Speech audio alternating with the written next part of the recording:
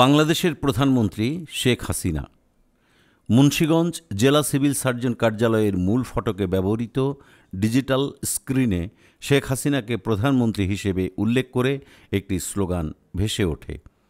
শনিবার রাতে চলমান স্ক্রিনে শেখ হাসিনার সেই স্লোগানে বলা হয়, ২০২৪ সালের মধ্যে বাংলাদেশ থেকে তামাকের ব্যবহার সম্পূর্ণভাবে নির্মূল করতে চাই। গণপ্রজাতন্ত্রী বাংলাদেশ সরকারের মাননীয় প্রধানমন্ত্রী শেখ হাসিনা। এই বিষয়টি নিয়ে মুন্সিগঞ্জ জেলা জুড়ে তীব্র ক্ষোভের সৃষ্টি হয়েছে। মুন্সিগঞ্জ জেলা বিএনপির আহ্বায়ক মিজানুর রহমান সিনহা বলেন, এটা কোনোভাবেই কাম্য নয়। আমরা এই ঘটনার তীব্র নিন্দা জানাই এবং কেন্দ্রীয় পর্যায়ে আলোচনা করে আমাদের বিবৃতি আসতে পারে।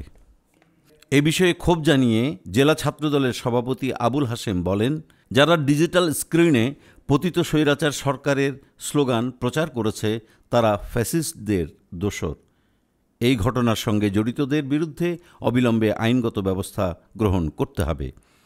রোববার সকালে নাগরিক কমিটির একজন সদস্য একটি ভিডিও ক্লিপ দিয়ে জানান, সিভিল সার্জন মুন্সিগঞ্জে এখনও শেখ হাসিনাকে প্রধানমন্ত্রী হিসেবে প্রচার করে যাচ্ছে। Civil surgeon doctor Mohammad Manjurul Alam জানান, নৈশ প্রহরী রাতে ডিজিটাল স্ক্রিন চালু করে দিয়েছে। এটা জেনে শুনে দেওয়া হয়নি। এটা ক্ষমাসুন্দর দৃষ্টিতে দেখার অনুরোধ করেন তিনি।